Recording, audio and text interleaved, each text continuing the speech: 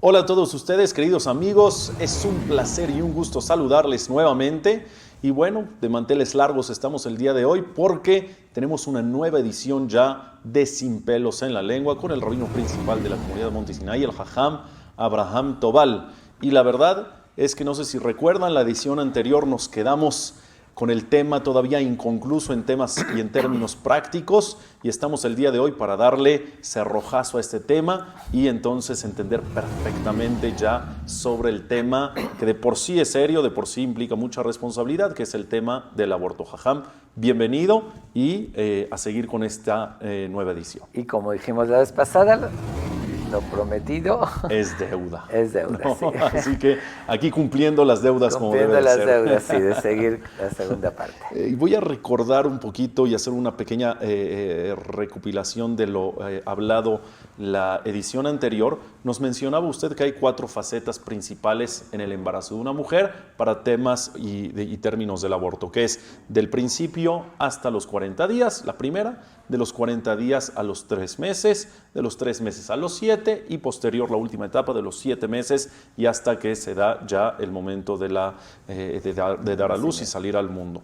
En términos prácticos, me quedó esa duda la última edición y ya no dio tiempo. En términos prácticos, ¿qué diferencia hace en alguna situación en específica si la mamá se encuentra en cualquiera de estas facetas de su embarazo? Ok. Como dijimos la sesión pasada, de que hay visiones, bueno, más bien que según todas las opiniones, no es lo mismo con asesinato porque está en desarrollo. Correcto. Entonces no está formado todavía. Siendo que la razón es porque no está formado todavía, entonces ahí obviamente hay diferentes niveles de formación. Correcto. Porque hasta los 40 días no está formado nada. Me refiero, está en proceso, ¿no? Entonces en ese caso, vamos a ir viendo, hay muchas, según muchas opiniones, se permite cuando se sabe o que le puede provocar una enfermedad a su mamá, aunque no sea riesgo de vida. Por riesgo de vida dijimos que en todos los casos se permite cuando pone en peligro la vida de su mamá. Correcto. Pero algo le va a provocar una enfermedad, el niño viene con cierta enfermedad, aunque no sea la más grave, mortal y así, pero... Podría generar diferencias en qué etapa se encuentra. Sí, entonces hasta los 40 días muchísimos comentaristas, incluso aquellos que dicen, como mencioné, Ramoshe Feinstein o otros que es de los más estrictos. Que es de los más estrictos, que dice que es un derivado de asesinato, en algunos casos extremos, él permitiría... En los primeros 40 días. Digo, vuelvo a repetir, no estoy detallando, hay que consultar. Claro. Y vuelvo a recordar, más en esta ocasión que voy a hablar ya de casos más prácticos, vuelvo a recordar que no pretendo con esta plática dictaminar y decir una regla general que la gente por oírlo puede utilizarlo en la práctica, sino cada caso hay que consultar y es algo muy delicado. Estoy hablando el conocimiento, ¿no? Que se tenga de la visión general. Entonces, por ser que, como dijimos, que eso es hablando de un desarrollo, cuando más desarrollado se acerca más asesinato porque ya está más formado, entonces antes de los 40 días se permiten, según muchas opiniones, mucho más varias casos. Circunstancias. De los 30 a los, de los 40 días a los 3 meses es el segundo nivel, entonces hay muchos que ya lo hacen un poquito más grave, Exactamente, permiten antes de los 40 días, pero prohíben en los 40 de ciertas enfermedades y ciertas situaciones que pueden ser. Quiero entender que de los 3 a los 7... Pero, como dije, que Rabbi Hamod Yosef, por ejemplo, dice que igual todavía hasta los 3 meses es prohibición de los jamim, porque no está formado, no es notorio. Entonces, en prohibición de los jamim hay, como dije, en la escala de valores, cuando se enfrenta a otra cosa, hay más permisos. De los 3 meses a los 7 meses, que está en proceso ya de terminarse de formar, ahí ya solamente los que más permiten, entre ellos Tzitz Eliezer, que Waldenberg, que él dice que ahí en ciertas ocasiones, un ejemplo, hay una enfermedad que se encuentra más entre la comunidad ashkenazí, una enfermedad terrible, terrible, que se llama Tay-Sachs, que empieza nace ya defectuoso, después llega una ceguera y máximo vive 4 años, eso seguro, se muere el bebé. Es un sufrimiento para los papás y es que ayer, si Eliezer permite... Aún de los 3 a los 7. Aún de los 3 meses a los 7. A los 7. Hay otros que lo prohíben, con la misma filosofía que dijimos, que no, así como no puedes matar a un enfermo que está vivo, tampoco, según los que lo ven como que ya se considera que está desarrollado y ya es persona, no se puede asesinar, igual que no se puede asesinar a una persona viva. Pero según existe es de que las razones son diferentes, como él opina que la razón es como dañar una parte del cuerpo, entonces para otro valor, ahí se estaría permitiendo. Y ya la última etapa ya es más complicado. La última etapa ya está completo, ya está listo para salir, nada más que está dentro del vientre de su mamá. ¿Existirían todavía permisos? Ahí no existirían, solamente cuando pone en riesgo la vida de su mamá, que es lo que hablamos ya se considera formado y ya está listo. Si nace, cualquier doctor te lo dice, después de los 7 meses, el niño, ya el bebé vive. Es decir, pueden estar en incubadora, terminar de formarse. Pueden nacer completo, íntegro y vivir una vida plena. Pero vivir una vida plena, como mucha gente de forma natural nace a los 7 meses. Entonces ahí solamente hasta el instante de nacer que se permite por la vida de su mamá. En el momento, como dijimos, que nace, ahí sí ya no se permite ahí nada. Ya según Entonces quiero entender que todos los casos que abordaremos a continuación en esta entrevista vamos a tener que aplicarlo a vamos a decirlo, tabulador, ¿no? Vamos a esta tabla de facetas, dependiendo en qué se encuentra. Y por eso dije que esto es consultarlo, porque en esto... El rabino en turno tendría que... Sí, y hay algunos que lo discuten, que de 40 a 3 meses, unos opinan que sí, otros que no. Entonces no voy a entrar en los detalles de cada discusión, porque es muy extenso. Y pero es muy bueno tener exactamente, esa visión, por lo menos saber, para saber cuándo por lo menos saber no si uno detecta un problema, por decir que el doctor le dijo que hay un riesgo y demás, una mujer sabiendo esto que se apresure a consultar antes de los 40 días y decir tengo tiempo para tomar la decisión. Porque si hace eso es lo relevante en esta información. No para hacerlo, para tomar decisión, pero sí para ir a preguntar. Sino para preguntar, porque si dice, bueno, es lo mismo, voy la próxima semana a consultar, igual puede hacer diferencia. Voy a tomar más calma, sí, voy a tomarlo con calma para tomar la decisión, no, puede hacer toda la diferencia. Entiendo, perfecto. Que si lo hacía la semana anterior, era antes de los 40 días y ya se permitía, y después ya no se permite. Entonces es importante tomar en cuenta estas fases. ¿Me permite comenzar a abordar los temas? Sí. Mencionaba... Los temas ya abordamos, pero... abordar los temas prácticos y detallados, y bueno, que la gente seguramente quiere escuchar. Mencionaba hace unos momentos de una enfermedad llamada Tay-Sachs. Me vienen a la mente, por ejemplo, Dios no lo quiera, casos de síndrome de Down. Si, por ejemplo, se sabe que la mujer que está embarazada va a traer un bebé con algún síndrome, con alguna capacidad diferente, ¿aplica lo mismo? Sí, es otra cosa. Sí, aplica lo mismo. A diferencia del Tay-Sachs que mencioné, que es una muerte segura, el síndrome de Down, uno puede vivir muchísimos años, obviamente con muchas limitaciones, muy angustiante para la familia tener un hijo, pero ahí ya muchos opinan que no se permite en ese caso.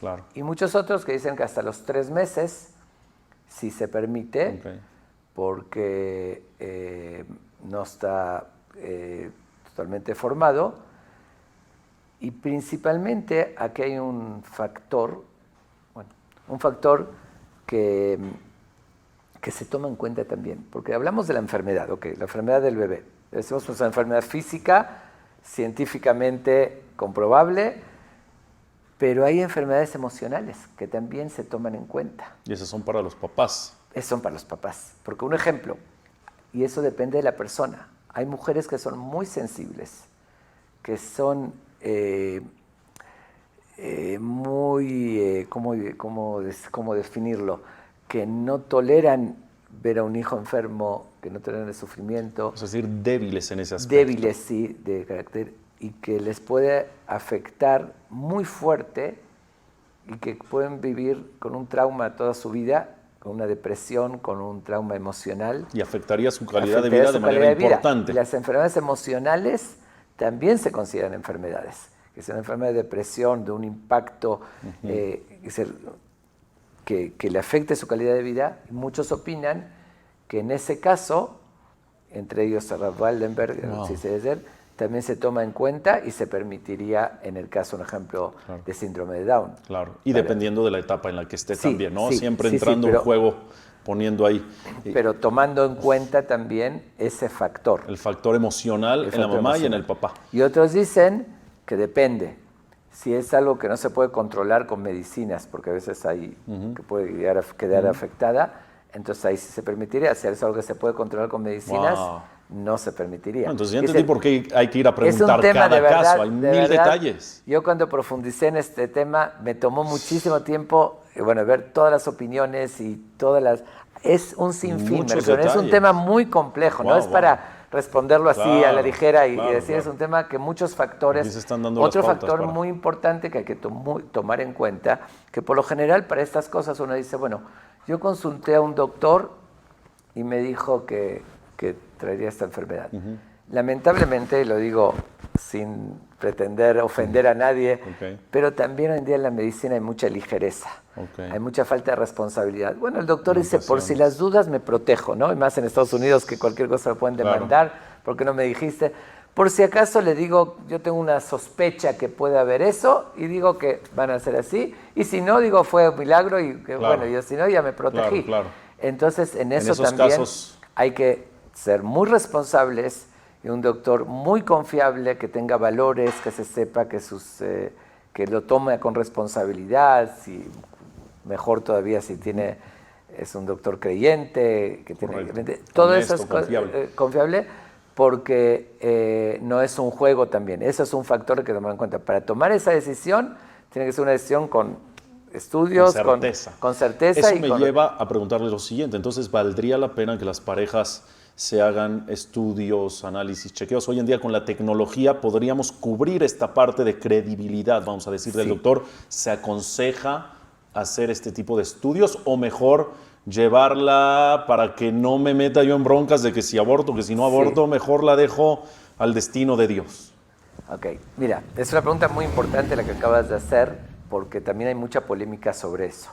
Los que tienen la postura que se prohíbe en todos los casos, con excepción de salvar a la mamá o un caso muy extremo, ellos dicen que mejor, ¿para qué lo haces? Igual no vas a abortar. Claro. Entonces, ¿para qué lo haces? Pero muchos opinan, y creo que tiene mucho sentido también la otra opinión, que no, que es mejor en todos los casos hacer, y más que hoy en día tienes las herramientas, porque incluso si no vas a hacerlo, primero saber que hay opiniones y poder preguntar y tomar una decisión basada, ¿no? No después asumir las consecuencias y decir, bueno, si sabía, tal vez tomaba otra decisión, me apoyaba en los que lo permiten o no, aunque eso en primer lugar. Segundo, incluso aunque su decisión sea estricta, o tomo la postura como de Ramoshe Feinstein, de los más estrictos, y no voy a hacerlo de ninguna manera, de todos modos, eso podría hasta ayudar a la mamá, si ya sabe, ya tomar terapias, mentalizarse, prepararse, que no sea un trauma y la agarre de sorpresa. Ya me preparo,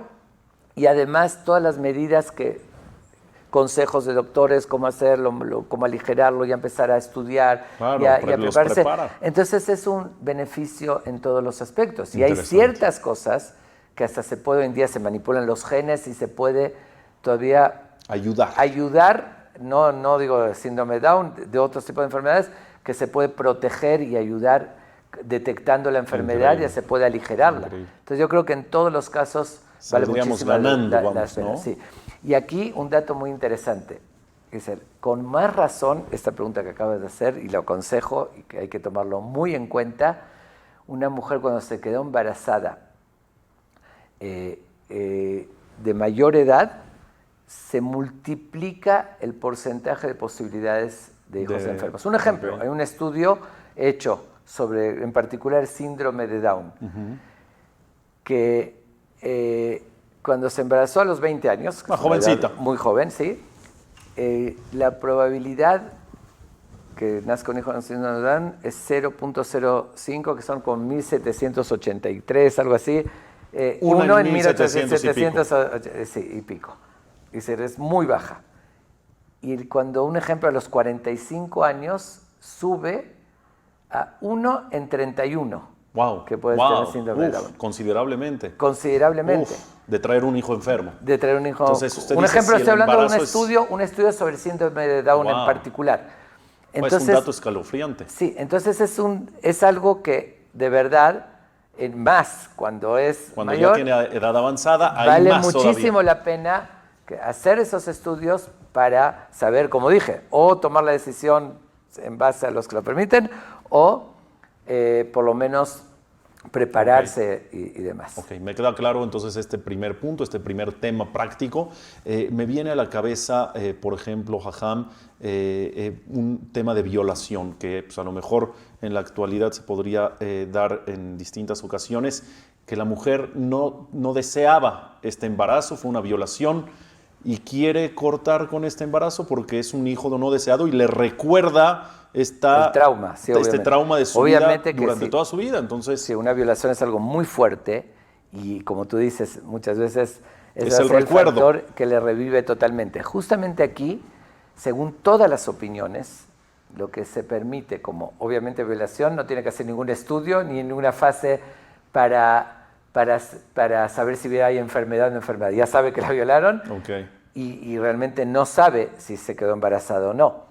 Pero ahí es la famosa píldora francesa, que dentro de los 3 días siguientes lo que evita, que destruye... Estamos hablando antes de la etapa de los 40. No, exactamente. O sea, aquí es una etapa inmediata que en el caso que sí podría haber embarazo... Tomarse la píldora y evitar, y ahí según todas las opiniones, por lo que implica el embarazo en el escala de valores, seguro... Para evitar ese trauma, ese es el consejo que se da. Inmediatamente recurrir a un doctor y terminar cualquier probabilidad. Ahora, ¿qué pasa cuando ya embarazó? Bueno, en términos de violación, volvemos a las discusiones. Pero podría ser un caso a tratar. O sea, no es un caso que dentro de los 40 días hay quien lo permite, volvemos a la misma discusión. Pero por eso lo recomendable es no entrar en eso y dentro de los 3 días, que igual es, como dije, es inmediato, sabe que la violaron y tomar eso y evitarlo. ¿Y qué pasa si no es una violación, pero es madre soltera? Aquí sí quiero hacer mucho énfasis, porque hoy en día también lo que se está discutiendo en los gobiernos y demás, justamente es un caso de madre soltera, decir, bueno, no lo voy a poder criar, no tengo los medios ni económicos y más. Y ahí sí que quede muy claro, que no se confunda de la información que di, está absolutamente prohibido en un caso de madre soltera. Ella lo hizo consciente. Con voluntad propia. Ahí sí es, según cada opinión, en una es más grave, en una es menos grave, pero según todas, pero sin importar que esté en la primera etapa de los 40. Sin importar que esté en la primera etapa, a menos que de vuelta, que volvemos a una enfermedad psicológica, mental. Porque aquí no hay problema de salud, no hay de nada. No.